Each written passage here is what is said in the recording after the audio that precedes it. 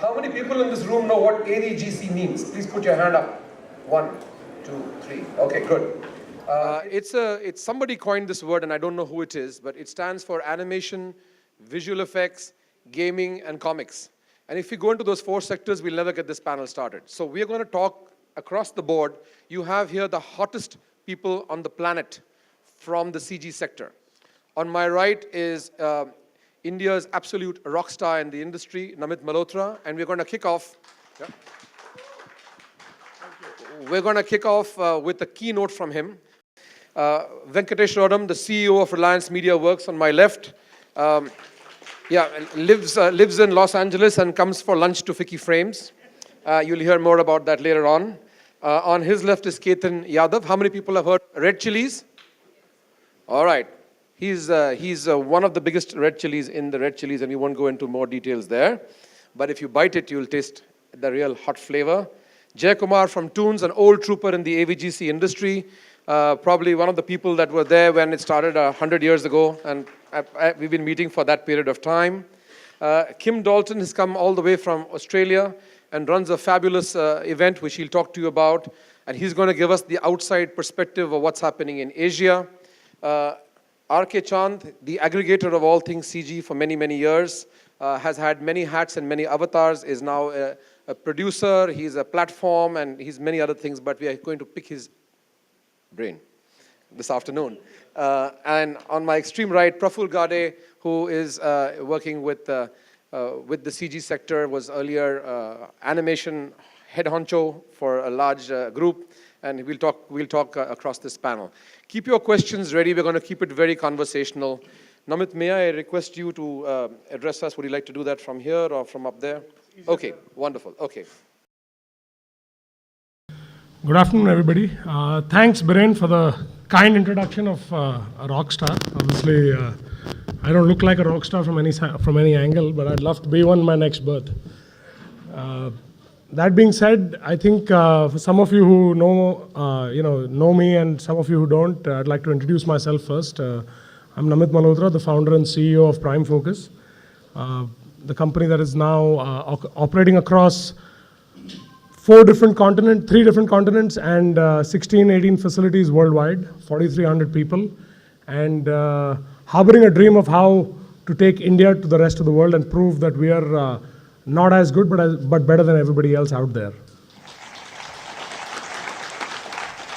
I think, coming from a film family of 3 generations, all the way going back to my grandfather, who, again, worked with some very eminent technicians in Hollywood, shooting the first color film in India in the 1950s, to my father, who produced some of Bollywood's biggest films. We come and believe that we have an inherent understanding and a pulse of the film and entertainment business, not just from a financial standpoint, but more so from a creative perspective. What we've, over the years, tried to ensure is that, in trying to build this bridge between the West and the East, which is, I think, a hot topic and a big and important opportunity for our sector, what we've recognized is that in the creative and artistic side of our business, the more you run with cost in the front, forget about the West. Even in India, even though it's a very cost-centric market, that's not your ticket to the top. People here do not want to work with you or do not want to give you an opportunity because you're the lowest in terms of price. They certainly expect you to not make any money, but they still expect that you're going to go above and beyond and deliver capability that is far-reaching beyond their expectations. And that continues to be a real opportunity and a threat at the same time to our industry. What we've found is that, in terms of trying to build this whole quality platform, the fact that we are in the animation, visual effects, gaming, and comic business, as this particular session talks about, my perspective is that we're at a point of great inflection. We have an opportunity in front of us to prove that we've got the 100 years of film history that frankly outside of America no other country in the world can boast of. We have a talent pool that clearly has the passion and the ability and the perseverance to actually deliver some of the best output.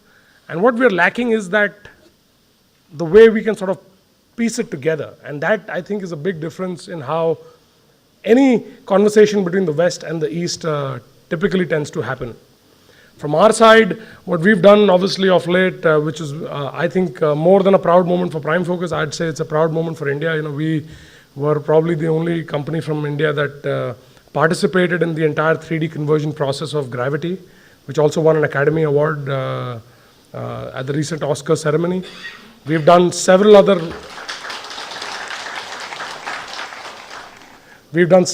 international projects, from Harry Potter to Star Wars to even a film that comes out in the next couple of weeks called Noah, Spider-Man, and films such as Non-Stop, and are starting to break ground on visual effects by doing the entire visual effects on a film called Sin City 2, directed by Robert Rodriguez, again a very well-acclaimed director in the West. What we, as a company that's again established its base and history firmly in Bollywood and in India, we recognize that the opportunity to scale has come on the back of our ability to constantly bring new technology, train and build talent and motivate our internal teams to constantly dream higher and do more.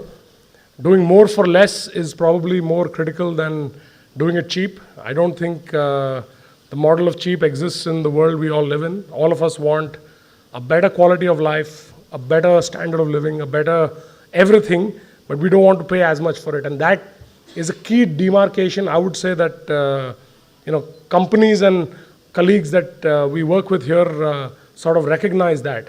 To me, that is probably the most important factor, that if we can bring about a value add that presents a proposition that establishes that we have the temperament, the culture, and the passion to deliver the absolute best, and we are willing to adapt and learn and integrate ourselves into what's a well-established global platform, I think the sky is absolutely the limit. And with that, I'd like to turn it back to the panel to answer any questions you'll have. Thank you.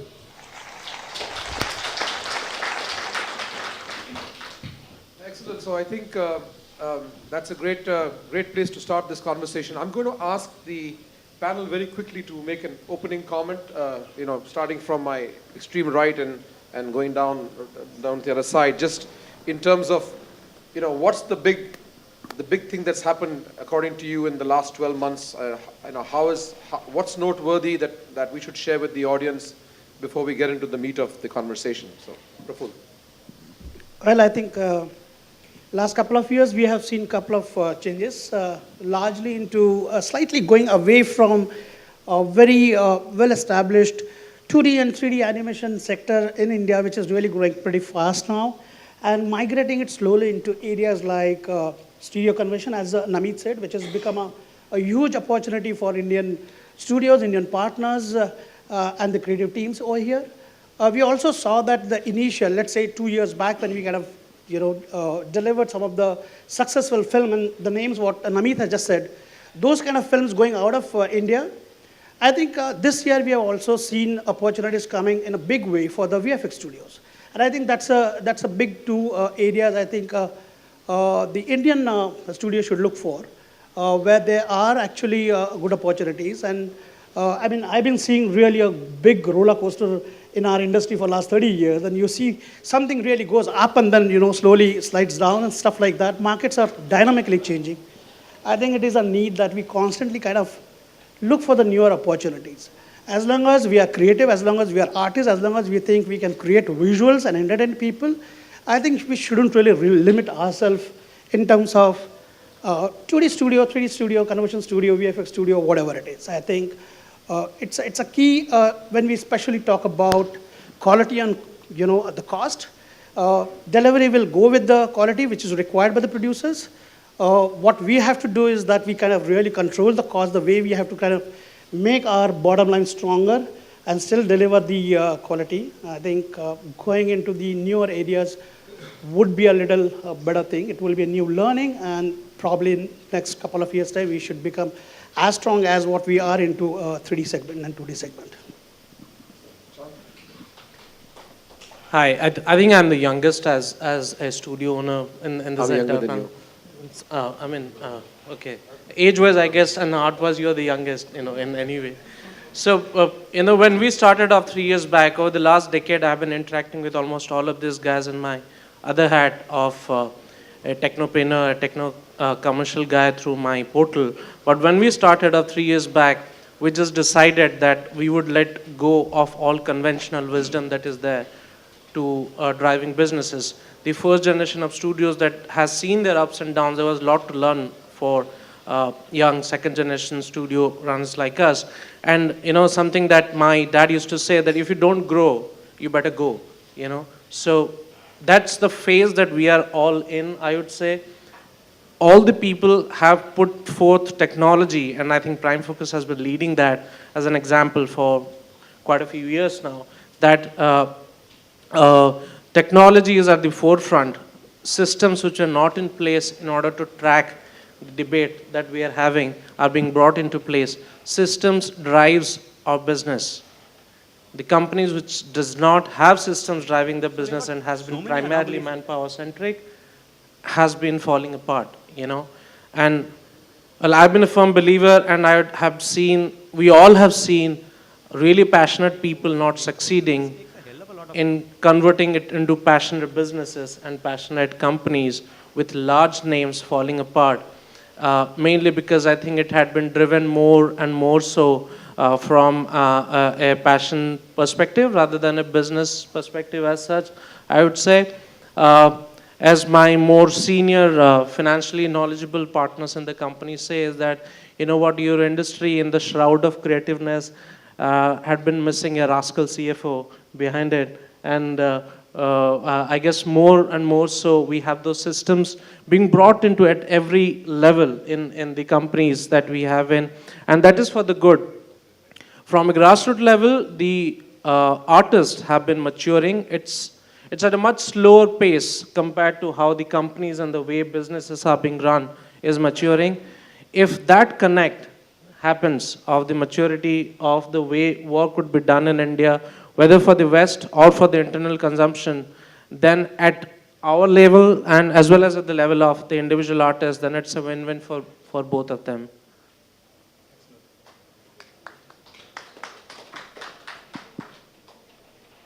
Allow me to both apologize and reassure you that I don't normally sound this sexy. That the one person that actually comes to mind when we speak of this, and I must mention that I have a distinct advantage in this forum of not being from this industry for very long. My history in this industry is not more than 3 to 4 years, so I tend to have a different perspective. The person that comes to mind is Jack Welch. Somebody who we've been tracking, every 5 years to see what progress has he really made. And I'm of the honest belief that if we tried to do a Jack Welch today, i.e. shooting from the gut, we would fail miserably. Couple of key pointers that I want to share with you as my opinion. I think this great divide we keep talking about between Hollywood and Bollywood about content and services, etc., honestly doesn't exist anymore. We are already beginning to see the collaborative and the participative model emerge. Technology is at the forefront of everything that we do today. Content actually is getting created in multiple markets today without distinction about which geography content actually gets created in. I think the challenge for this forum and for us as we move forward is going to be where to from here. It's a known fact that pure play services model is passé. Participation in content and content creation is a reality today. Indian companies, such as some who are sitting on this panel today, are actively involved in actually investing in content. In the previous panel, somebody brought up the issue around IP and IP ownership. It's a reality today in this market. So I think we should move away from talking about the transformation and believe that we actually have arrived into an age which is different from what it was even 5 years ago. And take it from there as a panel to try and see, are there any intelligent thoughts that we can share with each other in terms of where to from here. That's it, Brian. Thank you.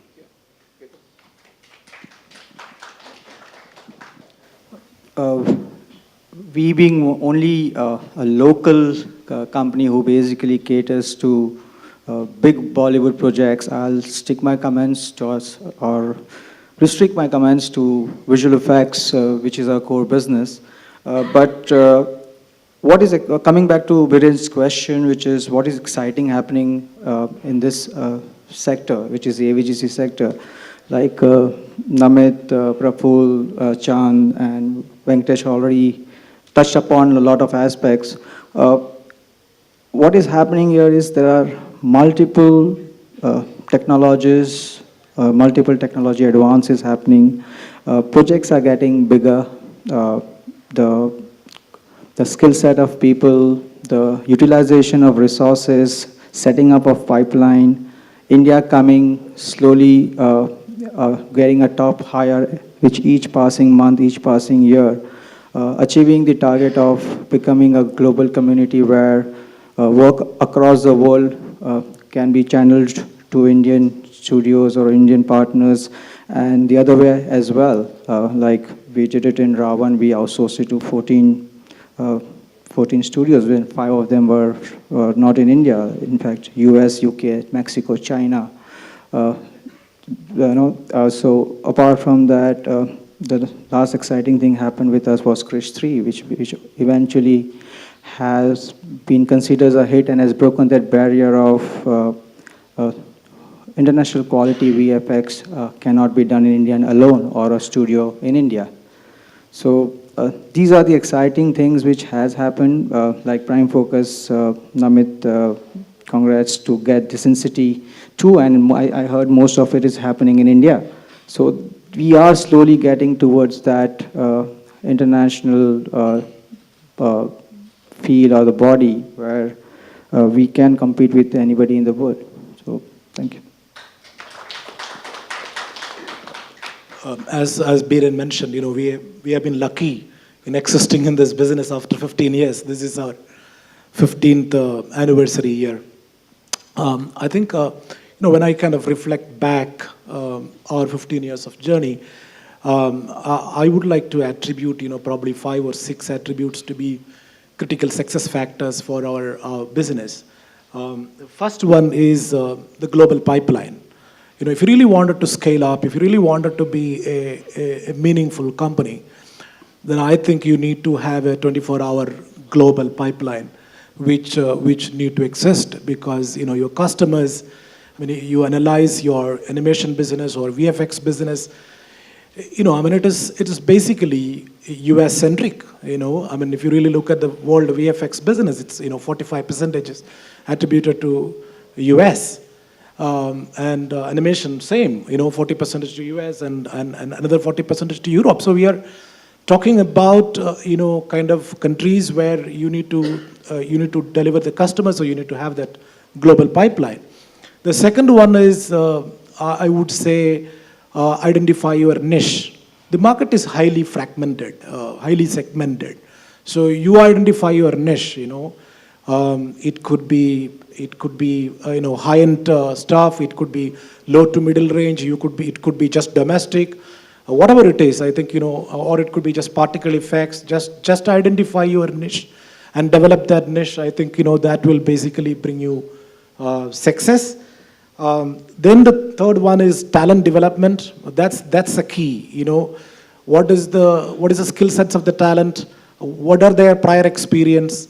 What is their productivity? So talent is extremely important, and having a relationship with institutes, universities, and making sure that your talents are up to the mark is one of the key success factor. Cost advantage, tax incentives. Unfortunately, India doesn't have anything other than, I think, R&D expenditure.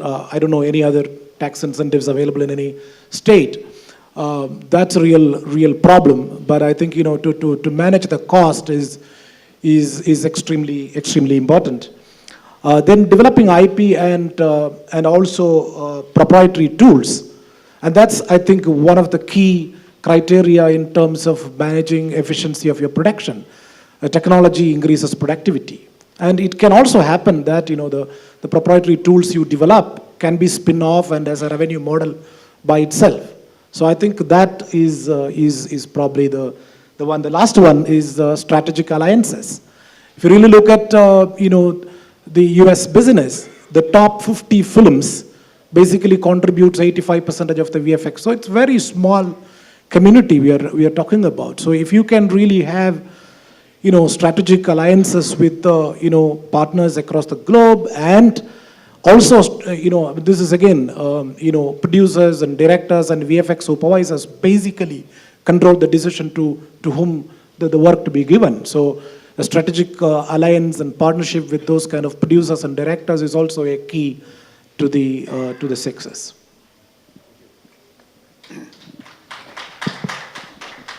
Thank you, Biren, and thank you everyone for the invitation that I've had from FICCI, and it's been a pleasure to be here for the last few days and getting a sense of the industry here.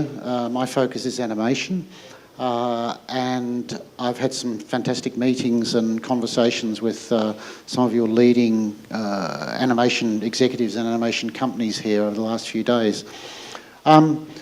It becomes very clear, even just in a couple of days, that the level of ambition and expertise and energy and focus that exists within your industry is quite extraordinary and very, very exciting. And it's great to be part of that. I think, though, that you can observe that that level of ambition and that level of interest and creative expertise exists right across our region, whether it's Australia all the way down south through Singapore and Malaysia and Korea and through to India. I think that the level of ambition, the level of creative expertise, the level of skills we have in the area of execution, the sort of commercial infrastructure that exists through many of these countries. In a lot of the countries, the very active engagement with government and government support, which perhaps one of my observations would be is not quite the same in India as it is in some of these other countries, certainly not in the same way that it is in Australia. I think all of these elements exist in all of these countries in different sorts of ways, and the focus that I came here with, and what drives the initiative that I was involved in setting up a couple of years ago, the Asian Animation Summit, is to say that there is enormous potential within the individual countries, but there's enormous potential about working together, about cooperation and partnerships, and forming that cooperation and partnerships across our region, rather than doing what I think we've all done, whether it's in Australia or whether it's in Korea or whether it's in Malaysia, where we tend to look out and over each other and towards North America and towards Europe, and where our major relationships tend to be with broadcasters and with distributors and with co-production partners in those countries, and that there is enormous potential for beginning to develop those sorts of relationships and those sorts of partnerships within our region. So that I think is something that is going to happen over the next few years, and that's something I hope that we're in the forefront of at the Asian Animation Summit. Thank you. I think, we're going to try to move the questions around a bit differently, but just by way of completing, the journey that we have come through at Technicolor. On the visual effects side, I was the part of the founding team for MPC 4.5 years back with 12 people that is now closing in on the 600 number. And many of you in this room might have seen my Facebook post with the Oscar for Life of Pi last year. 200 people in the studio have their Facebook pages with that. It was a big moment for India, really, last year with the Life of Pi. This year we had The Lone Ranger, which was nominated. We had Superman, Man of Steel. We had Brad Pitt's World War Z in the shortlist, but we were nominated for The Lone Ranger. But Gravity, which I think people like Frame Store, etc., worked on, was obviously was a front runner from the beginning, and it's an incredible movie. The reason I mention this is actually in order to acknowledge two things. One, that with investments in infrastructure and training, magic can happen in India. And I'm extremely fortunate to be working for a multinational that has made that kind of an investment. My belief is that in the infrastructure we have in Bangalore today, in between Technicolor and MPC, we probably have the single largest investment of any CG facility on the planet. And the amount of money that has gone into training, which we have to do internally, has actually resulted in bringing that talent base to the same level as our other facilities. which, like yourself, we are in Vancouver and now 275 people in Montreal in the last 3 months, and obviously our advertising facilities in Mexico and LA, et cetera, et cetera. So on the commercial side, because the Oscars are more notable for most of you, but as I reported in the latest FICCI report that you have in your bags, the advertising commercial success that we've had in Cannes, winning the Cannes Lion, the British Arrows, and every single award in the world is a huge acknowledgement to the fact that with the right infrastructure and the right training, magic can happen with talent from our country. And I wanted to just start on that positive note. If time permits, we'll show you a 2-minute clip at the end, but we're really more interested in the conversation across the panel today. There are 2 or 3 things that I want to throw out, and then I'm going to make sure that you have enough questions for us, or time for enough questions for us. We're going to just start by just talking about a little bit about collaboration and consolidation and syndication, if I can take it there. And can I please start with you, Venkatesh, because you're in a group that has other elements like post-production, and I'm going to put this question to both of you. Is there, as the topic suggests, a scope for collaboration or doing something that is different from what we do today? The short answer for that is undoubtedly yes. The question is, what's the cart and what's the horse and what's going to drive what? I think there are 2 or 3 things that we need to acknowledge: that content and its creation today is global. Successful content will only be content that is acceptable across multiple geographies, multiple locations, and multiple markets. So from that perspective, if I were to view the world today, from my eyes, the drive of that content to make it a globally vibrant industry continues to happen from California. I mean, it's undoubtedly the reality of today that yesterday's panda and tomorrow's somebody else is going to get conceived in California. That's one part of it. That doesn't mean the rest of the world does not have the ability to create content, but the world is going in 2 directions. As much as the world has converged, it has also become localized. In that, content is going to run in parallel, as in local content being generated for local markets and global content continuing to work in parallel along with that. That being the reality, I think collaborations, investments, partnerships are a necessary next step in terms of how we want to build our world. To your point, Biren, the investments that have gone into your outfit in Bangalore is just the tip of the iceberg in terms of what needs to happen. Also, the kind of demand for content today is clearly showing the gap between existing content and available content and what is actually required. Take that to the next dimension of what is happening with TV and the digital space. Today, viewership of content is not limited to a cinema anymore. It is actually going through multiple platforms into multiple devices, mostly handheld. So the reality of today is that there is going to be a huge dearth of content. Think about the picture 3 years ago. We thought 3D content is going to be unconditional, as in everything that gets produced will get produced in 3D. So we all got prepared as service providers to say libraries are going to get converted now. So there's going to be millions of hours of content that actually would need to get converted. Oh, gee, what are we going to do?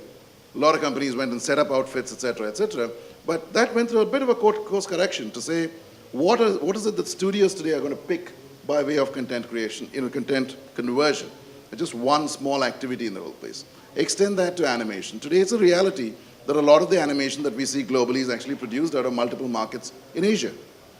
Now bring that back to the point Tim was saying that collaboration between geographies and governments then creates another platform for actually execution. So the point, in summary that I'd like to make is that one is origin of content, which is global, is going to remain in 1 or 2 geographies as we move forward. A handful. Domestic and local content, not necessarily by country, but by region, is a reality thereof execution. So that is the direction in which, per force, the market is going to move. Excellent. I think just to ask the opposite point, Namit, you've had a very different strategy from a lot of the other people in that you've looked beyond the shores of India. You've gone and actually acquired, studios and made that your front end in order to create your more global network. So is that still, according to you, the way forward to build from coming out from India and build a global company? What's your experience? What have the hurdles been? What would you recommend to the next 5 companies that want to do the same thing? I think your point of being collaborative, I think what we set out, right at the beginning was we wanted it to be a collaborative process. I think we probably were one of the only companies, I would like to believe, that had that view upfront, that it's not about, can I do this work in India for cheap and sell that to the world? And again, with due respect to companies that have come to India or gone to China or go to other places, they go there because they're truly looking for a more cost-effective or a more credible source of talent that they can use to deploy on their projects. I think our strategy has been probably the harder one, but upfront, based on that entire thought process that the world will be a global marketplace. So when you go back in 2006, Prime Focus goes out and tries to buy companies, not for the sake of just building scale, but to truly build a collaborative environment of how do you manage the creative process?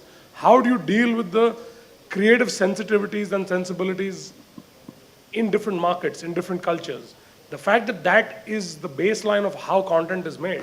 Content collaborators, content has been made through collaboration ever since. You can originate an idea in America, but there is no, if The Great Gatsby is directed by an Australian director and completely made in Australia, it doesn't mean that it's not got other countries and other actors in the world participating. Prime Focus was one of the few companies that worked on it, and it had Amitabh Bachchan from India do a cameo in it. So we are clearly looking at a collaborative reality because that's the only way, to what Venkatesh was saying. I think that how content becomes relevant on a global basis.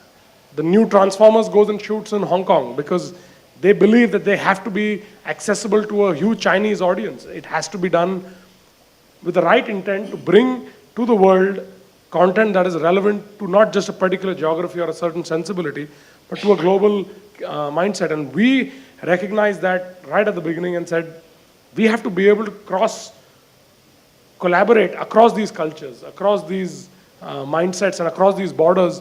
That, if you ask me on a scale of 1:10, that is the hardest part of frankly being able to work together. It's not a question of whether India, do we have talent? It's like Bollywood movies cannot be made in Tamil Nadu and Telugu movies don't get made in Kerala, because we tend to get that much more specific about how a certain audience and a certain sensibility and a certain script and a certain idea needs to be projected and communicated to that market. So with those sensitivities in mind, we are now talking about, it's not a question of is talent available. Of course, there has to be training and investment in training, but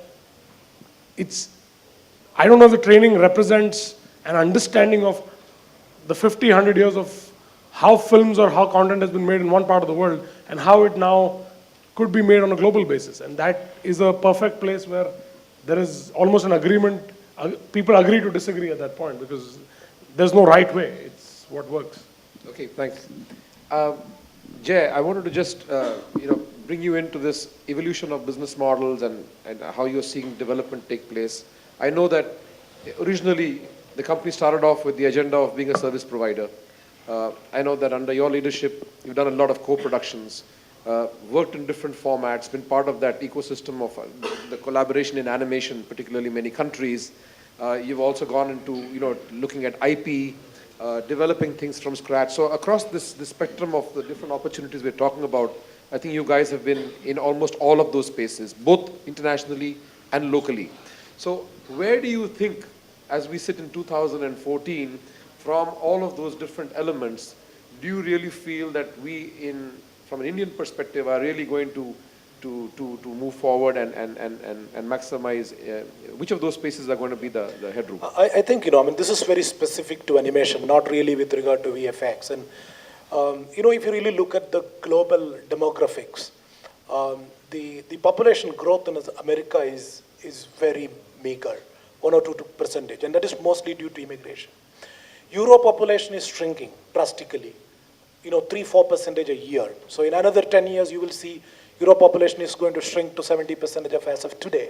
So that means all these matured market, as we are seeing today, is in terms of the demographics, it's going to shrink. And I think there is a significant shift happening to Asia, and I totally agree with Kim on that. Because, when we started business 15 years back, I used to get $150,000 license fee for a half an hour TV content, 15 years back. Today that number has came down to $50,000. So the license fees are drastically reducing. Whereas in India, we did the first animated television series for India. I can't even tell the numbers those days. But today, I get 15 times higher than the number. Okay? So the shift is happening is that these, kind of countries like India, China is a big example. Indonesia, it's Turkey. So there is emerging markets, Latin America. So there's a lot of those kinds of market which has not been a matured market. I see opportunities there. So if you can really create content for those market, and that is a significant business. I mean, 5 years back, our business for India was just a rounding error. Today, it is a very significant business. So I think that shift is very important for content creators if it is more on the kid space. Thank you. That's a great one. Ketan, three questions for you, but I think the answer could be all weaved into one. Would you outsource to 14 studios again, is my first question to you. My second question to you is, how does it work for you to be a part of one of India's biggest producers or biggest stars organizations? How does it work for you when you want to go and produce other people's films? Is the market mature enough to see you as a neutral person that will, give the same blood, sweat, and tears to their films? And third, and the last one being that, what do you see? I mean, as Red Chillies, how do you want to scale yourself? Are you going to say, I want to be the number one player for visual effects in India for the domestic market, or will you look at the larger opportunity of saying I can use the same amount of manpower, the same amount of infrastructure to get potentially higher value work coming in from an international location?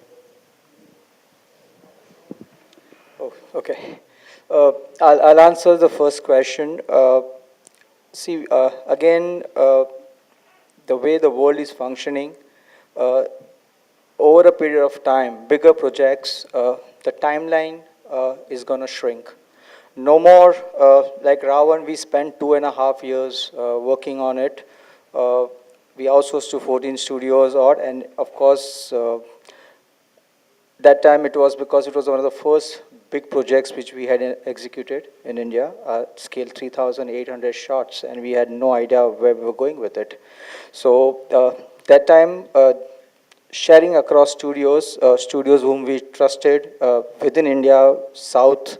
But what we very smartly did then was we mostly outsourced non-creative work. And we assembled a team of around 400 people in our own studio, and we made sure that the finalization happens in one facility, so that is either everything is as bad as the other one or is as good as the other shot. So there's a consistency there. The last moment, we had to outsource a little bit of creative work, but then eventually we had to go to Canada and US for that, because that creative work was, we tried in the studios then, and then I'm talking 2009, 2010, 3 years before. So the answer to that question, whether we're going to outsource again, now if you have a bigger project, and because the timelines are shrinking, working in a collaborative way is the only way out.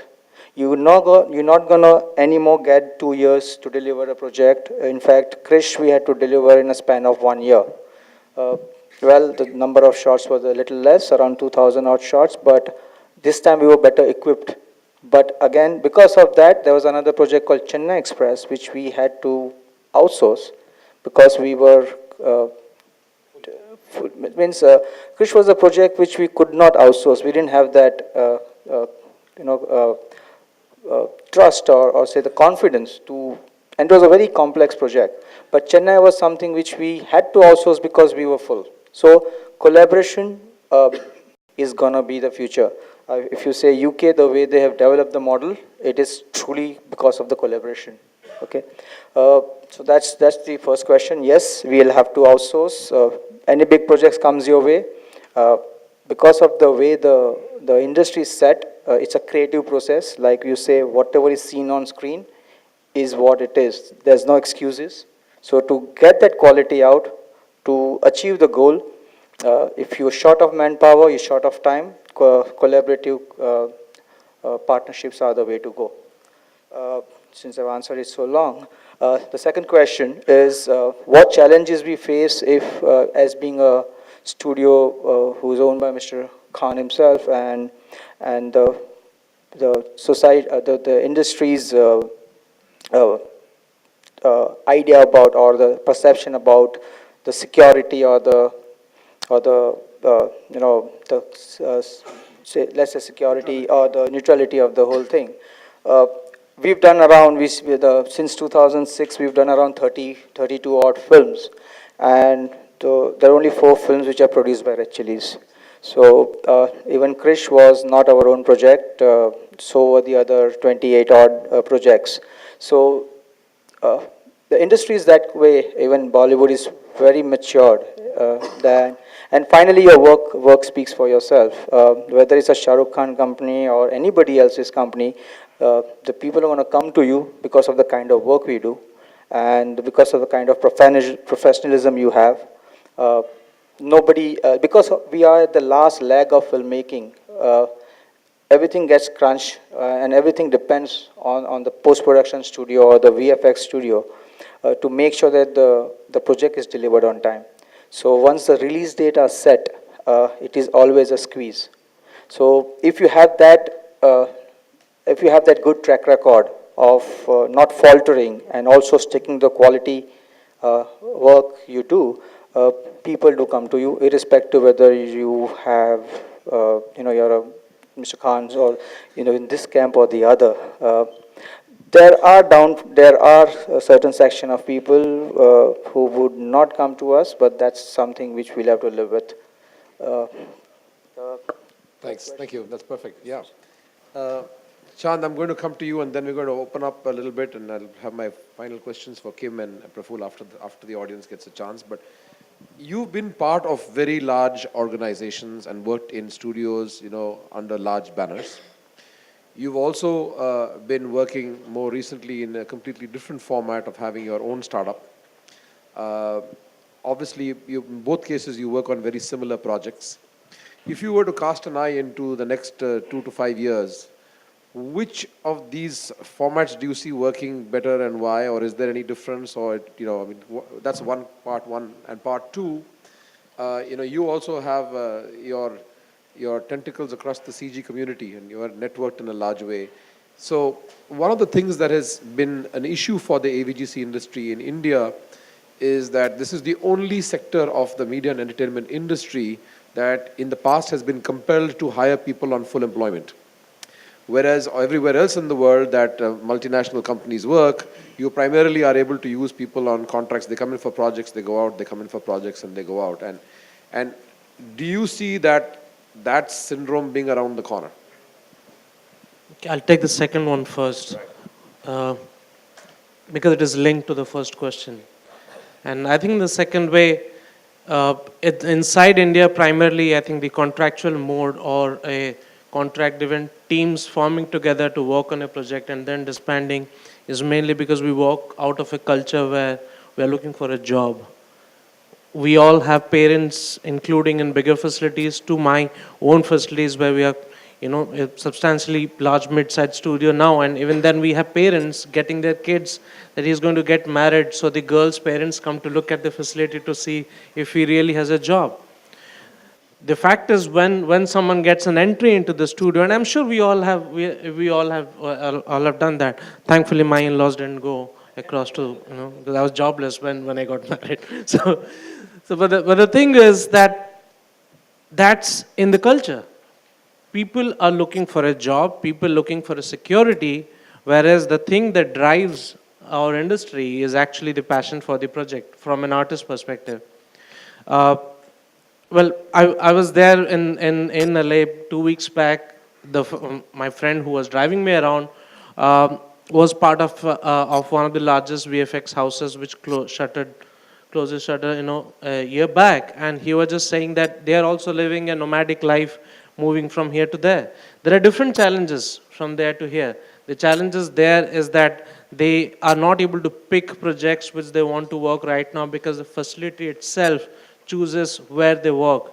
Over here we have a different issue. So if the artist is able to adapt to that kind of an work model in the companies abroad, it is up to us as business owners how we formulate and enforce that model within our employees in-house. The acceptability of that or the adaptation to that is a matter of time, because when someone has to do a job as a professional, you have to stick to the way it is, you know. So that is one. Secondly, neither the format of how we used to run, or you know, the way when I was asked to supervise projects in large companies compared to now when you are on the other side of the table and you are actually looking at the balance sheets as well, neither the model actually is in a successful mode right now. We are in a transition phase where the philosophy through which we started the studio of digital studios 3 years back was the school of fish concept. However hard you try, the largest of the sharks has to join hands with the school of fish around to be able to sustain around. And that's exactly way, and the way is, how do you build the school of fish?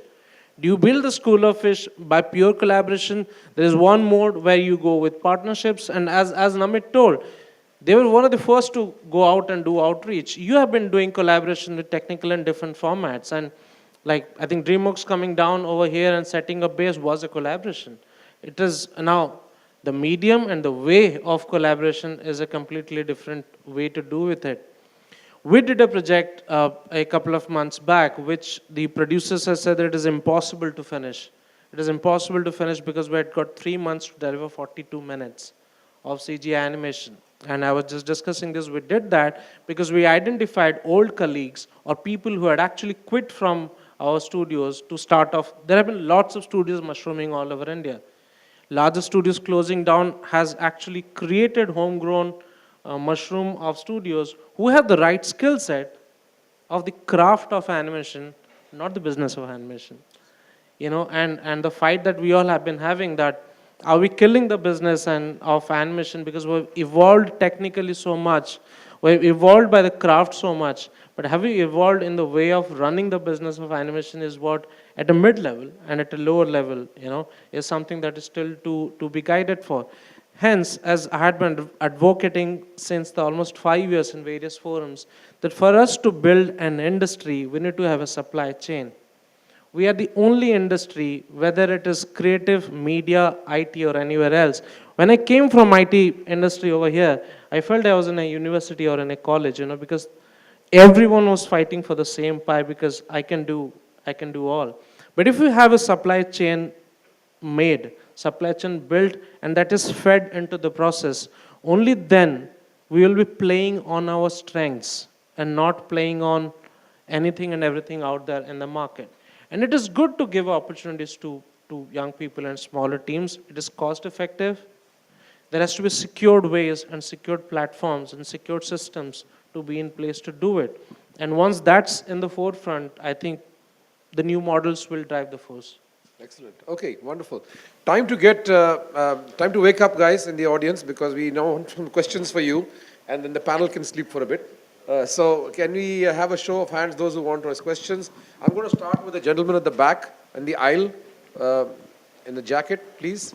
If you can give us your name and ask us your very good question. afternoon. My name is Satish Narayanan. My question is on the consolidation of cost versus quality. I look at it from two different perspectives. One, Indian company. Another one is multinational company who has set up their shops here, basically. So fortunately, the panels are also equally divided like that. So Indian company, they are struggling between cost versus quality. In that sense, they are not able to break even or whatever it might be. But multinational companies like DreamWorks, Sony ImageWorks, Rhythm and News, we know actually these companies have come to India purely because it's not, they know the quality is assured here, because it's unlike 10 years before we used to do only the roto works. Today, it's not the scenario. We can do any type of work. But purely because to cut down the cost, probably 1/5 of the cost. What is your question? So my question is whether these companies, MPC, DreamWorks, or Stereo 3D, are they able to consolidate their cost and quality, and how these companies are doing? Okay, thank you very much. I'll leave that for Praful to answer it first from the deluxe perspective. Well, I think the question of whether it is an Indian or overseas company, when we are talking about the cost and the quality, I don't think it arises. It is equally challenging for any studio. If you're talking about making money to make your project successful while you're delivering the quality. So I don't think it's anything to do with whether it is an Indian or it's a company from outside, or you're working in Korea or working wherever. In terms of really making the project successful, I would say that deliveries are the key factor for that, and deliveries are straight away linked with the quality. It's more like a tennis match of two sets. The first set of cost is always lost even before you start a project, actually. The second set, if you really want to kind of make a money in your project, evaluating, understanding, and maintaining a quality is extreme important thing, I somehow feel, while it is, whether it is animation, VFX, or whatever project. If you're talking about the quality, we all know the biggest issue with the quality is very subjective. And at the beginning of the project, if we can really kind of understand what that subjectivity is all about in that quality, draft it down. I mean, I would suggest that it goes even in the agreement, because as the studios, as the creative people, they fluctuate from their, while achieving the qualities. I also feel that even the client fluctuates from what their demands are. The project starts off with a, a complexity of medium level, eventually kind of goes, higher and higher. It is not viable to kind of produce then projects within the budgets which the studios gets it. So it's extremely important that we really kind of put it down, what quality, quantify this quality. It's difficult to kind of do that thing, but if it has been quantified, I think then the cost and the quality can be relevant to each other, and then whether you do a project in India or wherever it is, can be a successful project. Okay, well, questions? Yes, the gentleman in the front, can we have a microphone here, please? Very good afternoon, sir. This is Ajay from Bangalore. So in terms of R&D side, how much the representing studio you involve? Like when we look at Mr. George Lucas or James Cameron or Peter Jackson, more than producing the films, there and their studio involved more in developing R&D side of new technology and equipments. Like that, any scenario can you share? I'm going to ask Amit Namit Thank to you please respond to that. What have you done by way of developing tools and technologies for Prime Focus in the manner that he asked? Sure. I think it's a very relevant question, because if technology is the front and center of our business, as everybody agrees, we actually, as part of the companies that we acquired, we made sure that we had a technology R&D base in Canada, which was a bunch of programmers and talent that knew how to create specific tools. Through the origination of that process, we were able to then create our 2D to 3D conversion process. And since then have been developing, whether it's on the 3D conversion side, on the visual effects side, on the CGI side, on managing all these multiple shows and people across the world, there's a whole investment in R&D that we do, which we call R&D and pipeline, which is a pretty substantial department spread across India, the UK and Canada for us, that make sure that, because you're not just doing R&D in general, you're also doing project-specific R&D, where if you get a certain kind of project, you're actually expected to create certain tools and capabilities on that specific level. Yeah, and I think that applies to, I think, a lot of people on this panel. We have 4 distinct businesses within the Technicolor campus, MPC being on the visual effects side, a company that has several proprietary tools, has multiple people, and I think the number is in excess of 50, based in the UK, just making their own tools and technologies constantly, okay? And I think that also the pipe that we talked about. So for example, if you look at the film pipe between Vancouver, Montreal, London, Bangalore, from day one, it's a common pipe. People can actually interact with each other on a shot if they so desired. Of course, time zones play a factor into that. So this is a very, very, it's actually hygiene. It's not something special. It is hygiene in this business to be a global VFX company. you need to be able to develop those cutting edge tools that give you the next look and feel, because stories don't change, packaging changes. The new 300 on the screen has been done by us. You look at this one and you look at the last one, you know that the packaging has improved. Okay, we worked on all the 8 Harry Potters, the last 2 in Bangalore. You know that everything looks the same. Shrek, if you look at the 4 Shreks done in about a decade, Shrek 4 has a completely, way out there look compared to the first Shrek. And it's the same character. So that difference between Shrek 1, 2, 3, and 4 is technology. And technology by the same company, and that's probably indicative of a question. Did you want to jump in with a comment? I just wanted to add that for some reason it's a very well-kept secret, but in the image processing space, Reliance MediaWorks actually won the Oscar last year for technology. So these are little-known things, but I agree with both Namit and Biren that it's part of the process of growth of any company to stay invested in tools. So that's the way it's going. Having said that, the one point I'd like to leave behind for the audience to think about, and we talk about emerging markets. I mean, I for one remain unconvinced when they will emerge. And I think, that's going to be the reality of it is as is today, and we need to do business today in the way the world is, right? But having said that, the one thing that I'd, kind of leave behind for people to think about is, product creation. If we look at the Indian marketplace, with all the history of the technology companies that we've had in the last 25 years or so, I can't for the life of me think of one significant global product that's actually been put out there. And then we scratch our heads wondering why we can't create the next Apple. Why isn't the next Google born in Bangalore? Why is it not happening there if that's where we're saying is a location where our concentration of intellect in the IT spaces? It begs a question for us to think about, to say there is something amiss here in terms of the way we look at our businesses and the way we need to train our brains to work as generations progress. And that is the input that this marketplace requires. And that's where the government support comes in terms of what are we doing to develop talent which can actually tomorrow create this IP for us. Yeah. See, the point I had was I'm actually a filmmaker in California. I also aggregate content from worldwide. Now, for the last 30 years, Hollywood has been outsourcing what they call in-betweening work to Korea, Japan, and now to India. Now, as Mr. Ghosh rightly said, there's a huge improvement in technology over the last, 10, 20 years. We know that India has technology to offer, okay? But where is the creative part of it? Now, if you go to, see, Pixar, okay, now, Pixar talks about the story. They may have those fantastic algorithms that make each blade of grass, move independently of the 1 million. But now we do have creativity in Bollywood. So, you were talking, Mr. Rodham, about Bangalore. I did my engineering in Bangalore. Okay, you cannot give. I'm not saying IT guys are not creative. You need to ask us a question. No, I know. What I'm saying is you cannot just talk about technology. Where is the creativity?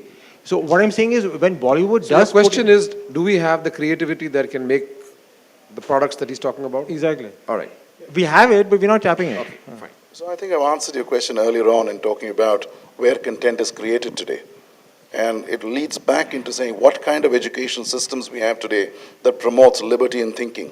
Creativity is nothing but liberty in thinking. To conceive the next Shrek, to conceive the next, Mary Poppins, I don't know. But it requires a bent of mind which I personally believe needs to be inculcated in this country. Our education system, how many engineers, sir, are really engineers who come out of our engineering colleges in India? If it's coding, for example, how many non-engineers cannot do coding? That's the reality today. Our education system is defunct. Our environment for creativity, as they normally say, when you talk to a policeman, he'll tell you, I can fight an angry man, but I can never fight a hungry man. Okay, which leads back to my point on emerging markets. For Jesus, we've been emerging forever now. So it's not going to change. The reality of business is going to be able to do business in the environment that exists today. So in the environment that we have, I think if we are able to actually connect the dots, which is collaboration, what both Namit and Biren spoke about, in that will lie success. Are we ever going to create a global character which comes out of the domestic marketplace today, which will be accepted perhaps as the animated future in the future? Perhaps. I'm not turning it down, but really, can I think of one right now? Hand on my heart, I can't. Okay, great. Last couple of questions, and I'm going to have my last round of questions for the panel. Yes, please. Can you have a mic in the front? Identify yourself by name and the question. Please ask us a question. That's right, Brian. My name is Vivek. I work for our world's largest education provider in creative media, and we produce about 18,000 students a year in the same field, exactly what you guys are working on. What I want to ask is, do we get, you being the biggest organizations in this industry, do you get the right skill set in India to start with, number one? Number two, if you don't, what are you doing it for overcoming that? And number three, what is the challenges you face with the right skill sets or without the right skill sets of people working for you? Because end of the day, you all manage your organization, but the end product is the guy who is working in front of the computer. So that's my question. I'm going to ask Jay, who has been living with this problem for a very long time, to answer this as briefly as he can, because the answer is well known. The answer is, of course, that we should talk to you after the panel. That I know is the answer. But and we also have some fine friends who've come from Vancouver and other places, and we've been having those conversations. And by the way, we've been having those conversations for 15 years. So you know, the question back to all of us in this room is, will the person 15 years from now sitting in your chair at FICCI Frames ask this question or not? And that's the real question. But in the meanwhile, Jay will give you the answer for 2014. I think it has been a huge problem when we started the business. We realized that we don't have the skill set. So what we have done is we brought in a lot of expatriate people into the studio. At one point in time, we had around 70 people working in dollar salaries in our studio.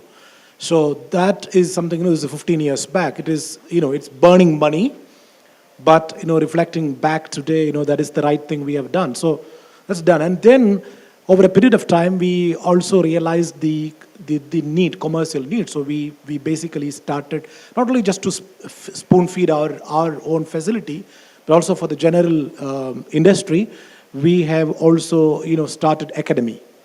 So that has been, running for the last 12 years, and for us that's a great thing, because the entry level talent you will get the best from your own academy.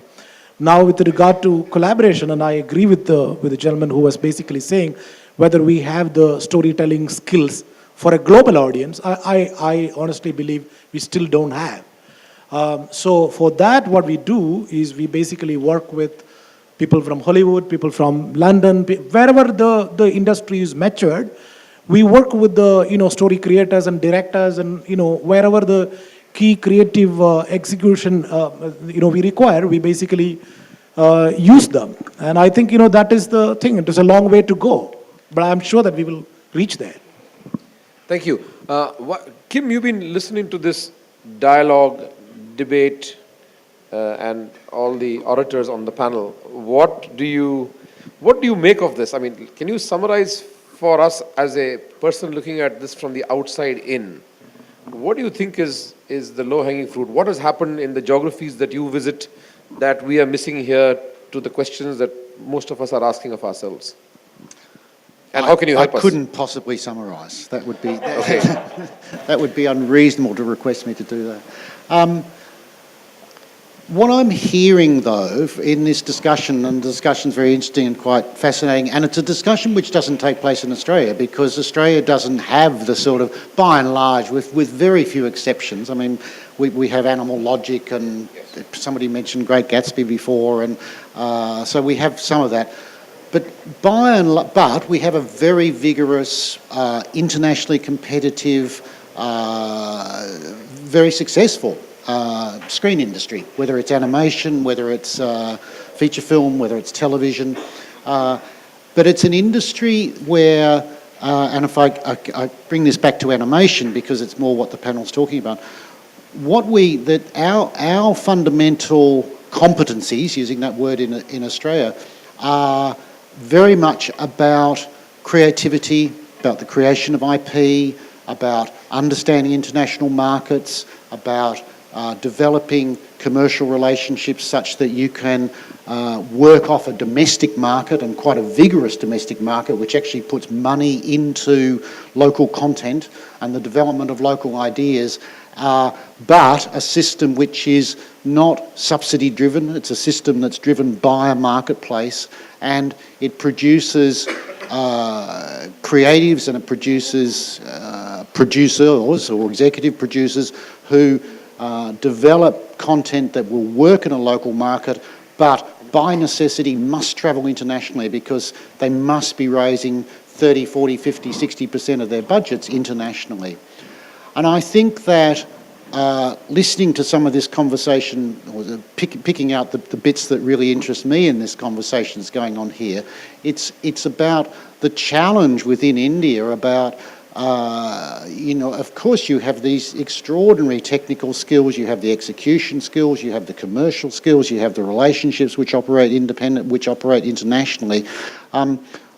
It seems to me part of what you're struggling with, or part of what the issue that people are wanting to engage with, is how do you do some of that creation here and develop some of that IP and own some of that IP and therefore build much stronger businesses and take that internationally. I think to a certain extent that that's a huge question, and it can only be answered by developing a whole industry strategy, really. I think it partly involves government as well, it partly involves education, it involves a whole lot of factors. But I also think that part of the solution lies in working and developing collaboration and partnerships and developing them with partners that are sitting on your level in the world. And I think some of those countries are countries such as Australia, they are countries such as Korea, such as in our region, where we can work together with a degree of equality and where we can bring together strengths. We bring different strengths and different elements and build off and lever off those factors. And I think then take all that to the world together. Excellent. Okay, I'm going to at this stage just get one round of closing comments from each of the panelists, and I'm going to request them to think about, can you tell the audience or share with the audience what, in your personal view, is going to be the game changer in the AVGC space, if we look at the next few years in front of us, in any order. And, maybe I think, Praful, if you're starting off, people like you and I, as far as I know, are going to be doing things quite contrary to what Venkatesh was suggesting. Because in 100 years, Technicolor doesn't do its own IP and is unlikely to do its own IP anytime soon. So we are very much in the services space. We think we have a lot of headroom there. If you take VFX, we do 8, 9, 10 movies a year. And if we grow any bigger, we'll do 11 or 12. And we still will do only service work. So that's our lot. And we are happily cast in that lot. To the point about creation of IP, we, for the first time in these 100 years, decided that we will think about offering some of our clients some IP that we develop. And because we had our animation team only in India, while we were getting people commissioned in Hollywood to start looking at creating pitches and pilots, we said, let's give our own team a try. And in 3 out of 3 cases in the last 3 years, the work that we did in developing these ideas in Bangalore was selected by the creators as better than the work there. So there's a possibility. There's a little bit of a match we've struck. I don't know if it's a fire yet, but there's a little bit of hope that those kinds of things can be done. I think it's a myth to say that sensibilities can be only locally done in the world's become much more of a global village, and you can do things now from here for those markets. If you look at the report, which is KPMG, the animation splash page has some character. No characters have names there, but that character is a graphic novel that was optioned by us in Los Angeles from an Australian author and has been developed and taken to markets. We've been going now to, the MIP TVs and the MIPComs and the kids screens for the last 2 or 3 years with a special, very small team of a few people, less than one handful. And that is a show that got sold between Australia and Canada. And so we've got this unique position of being a studio that will not produce our own show because it's being produced in collaboration between. So there is a possibility for models like IP creation to come out of India, where we are actually creating design and develop, quite the reverse of what we've been doing for the last many years. The design and the development has been done by us in Bangalore, and the execution is being done for financial reasons between Australia and Canada in this particular case. So I think those models will evolve with time. And conferences like yours, which are bringing the Asian group together, and I think Jaykumar made that point earlier about the fact that there's this tilt of content happening. Venkatesh made the opposite point that basically you've got everything happens in North America. So if we had to go and put use our time judiciously, we would still go. 60-70% of the global box office is probably North America. And 40-50% of that, and these numbers are very approximate, is still probably the top 5 or 7 or 8 studios. So it is very skewed at the top, but on the other hand, things are moving. On the other thing, before we conclude, I'd just like to basically say that no, we're not moving here for the next 1.5 hours. Anyway,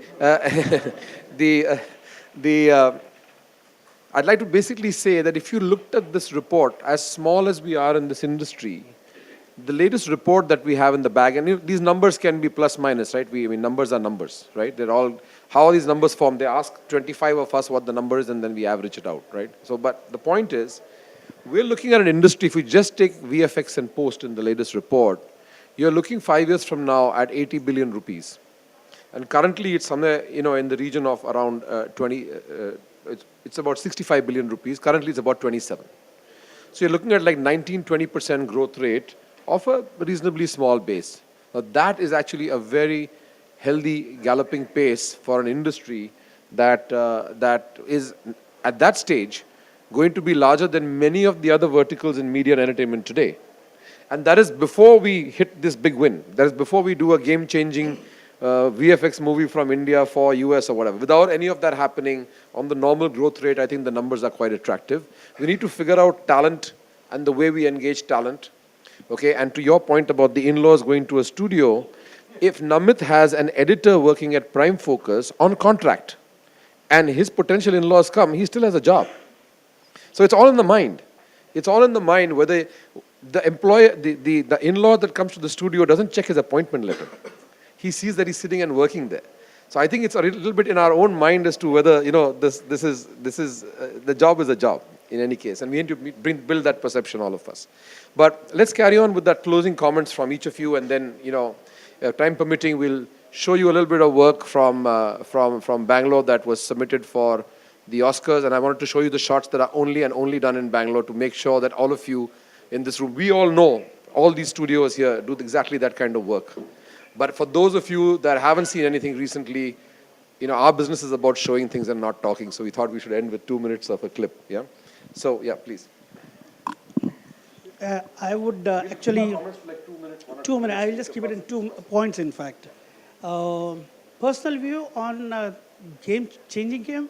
I would say again, I'll go back to the initial point. That's cost versus quality. I still believe that the success of each project, each studio, still lies in balancing both these factors, number one. And two, we talked about collaboration. I would say that there have been actually collaboration happening between the countries. I think it's also a time we can look for the local collaboration, whether it is if you're assembling the funds for your project, whether it is you are assembling the skill sets for your project, you're looking for the distributors. I think I somehow feel that it is available even locally. So we're going to let Jaykumar go next because he's catching a flight. I'm sorry, extremely sorry, but this has been a little late. I think with regard to the game changing, at least in my mind, it need to come in the form of technology. I don't think there is any problem with regard to appetite for content here. What is the real problem? The real problem is the cost factor. You cannot, for example, I'll tell you from a TV industry, from a kid segment. There's definitely great appetite for Indian content by all the channels, but they cannot afford to pay. So animation is expensive. So if you can actually reduce the human resources required and the times kind of required, then I think that will be the disruption, and that's going to change the Indian animation industry. That's what I think. Thank you. Thank you. We'll get back now to Chand and then move down the line. Thank you very much.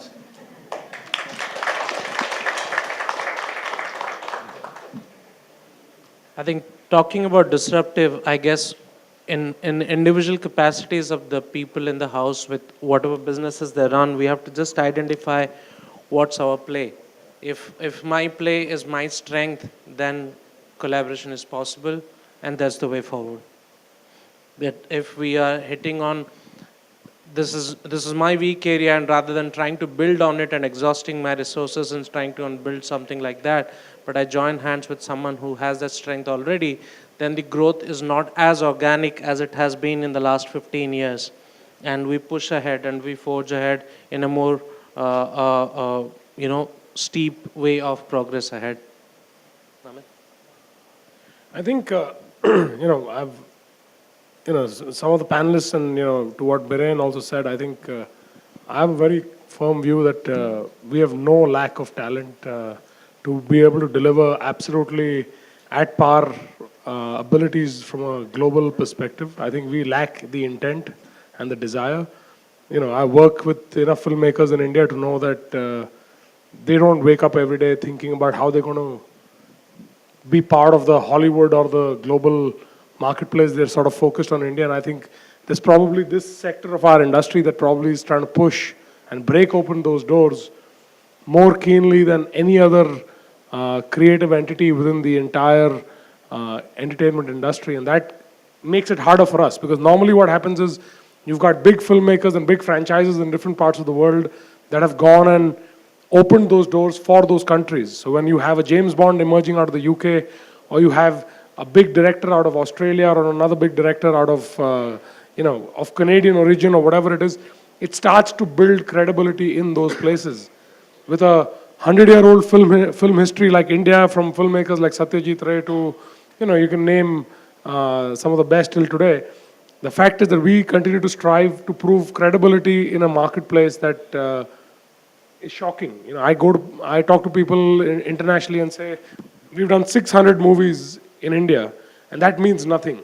It's like you're as good as a beginner at that point. And that level of experience, management of scale, history, while I don't think any other country or any other person from China or Taiwan or, even other evolved markets in Europe can say that, we still find ourselves much more challenged. So I think the game-changing reality continues to be that, we continue to innovate. I think technology will drive our ability to be much more relevant as digital has taken over formats, and collaboration through technology has enabled itself. We find ourselves much more seamlessly integrated with a global talent pool and a global industry today than we were even 3 years ago.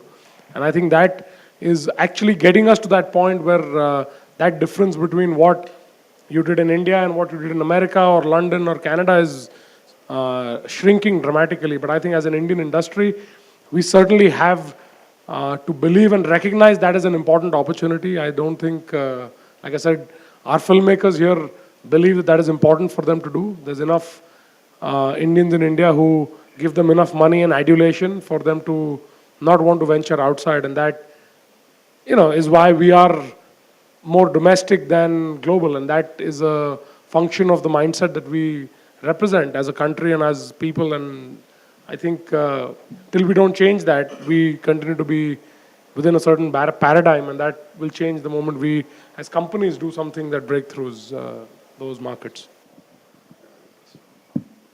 Just as a concluding remark, I do want to mention that I'm no less patriotic than anybody else around here. So, but I do want to make a clear distinction between aspiration and reality. I think that's a big distinction that we want to make in terms of wanting to do something and being able to do something. Do I want to create the next big IP out of Bangalore? Hell yes, I do. But is that realistic in the medium term? If not, what I call the medium term is the next 3 to 5 years, I think that's aspirational. If it happens, well and good. But I think the answer to most questions that have been raised today comes with the marriage of creativity and economics. I think that is upon us today. As we speak today, these two are beginning to go hand in hand.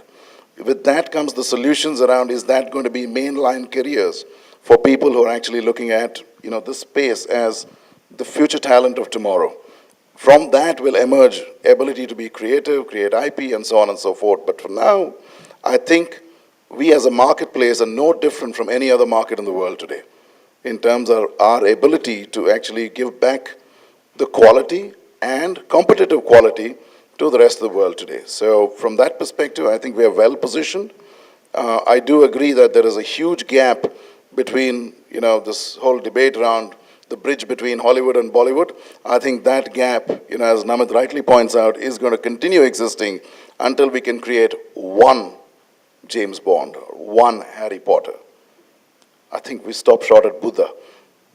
I mean, he's been beaten to death and beyond as a character of a number of people who are trying to portray that as an international character. But I can see, in my personal opinion, that is perhaps the only character that has international appeal out of here.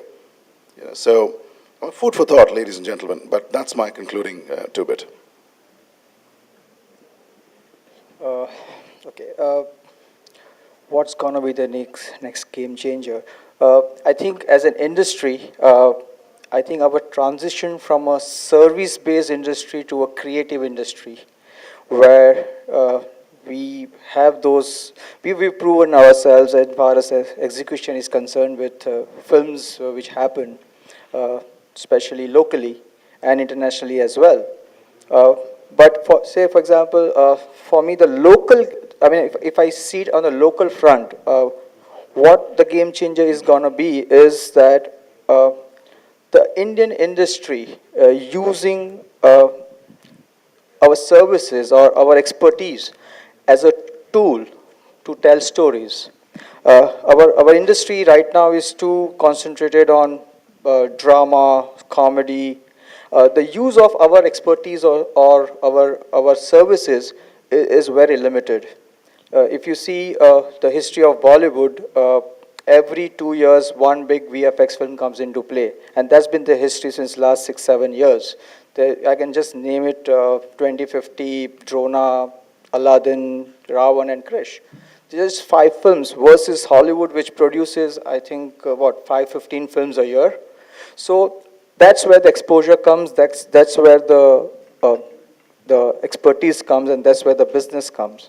So if the game changer has to happen locally, it has to be that the film writers, the producers, the directors showcase stories which use our expertise to the fullest, and in the process help develop or change the way our industry functions.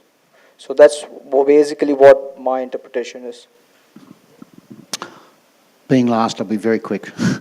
I think there's no doubt that the big game changer, globally speaking, is that our region is becoming the economic centre of the world.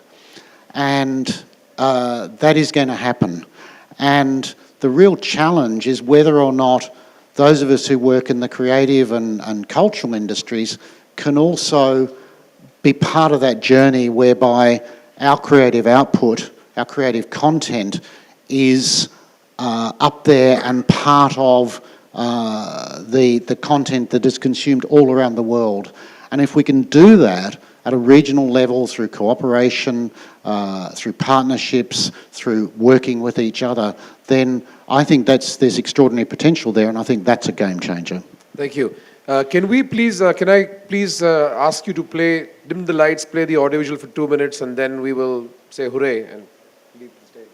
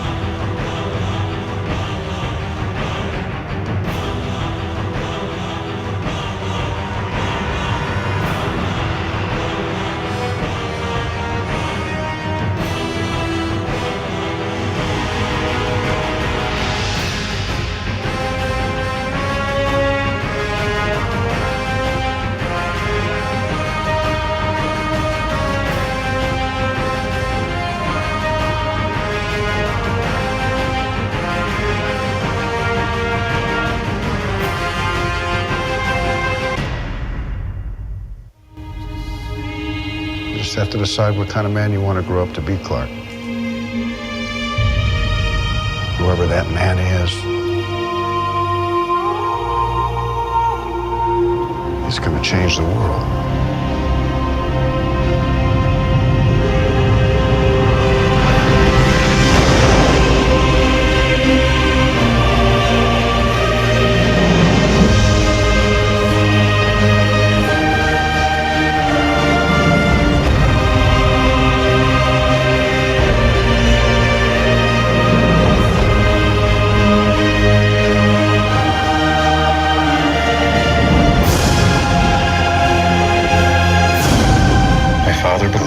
That if the world found out who I really was, they'd reject me. He was convinced that the world wasn't ready. What do you think?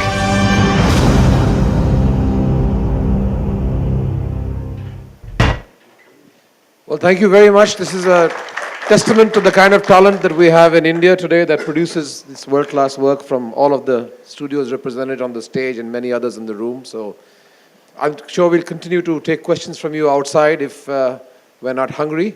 But thank you very much for being a fantastic audience. I thank all the panel members for being terrific and making this a wonderful afternoon. Thank you. Thank you.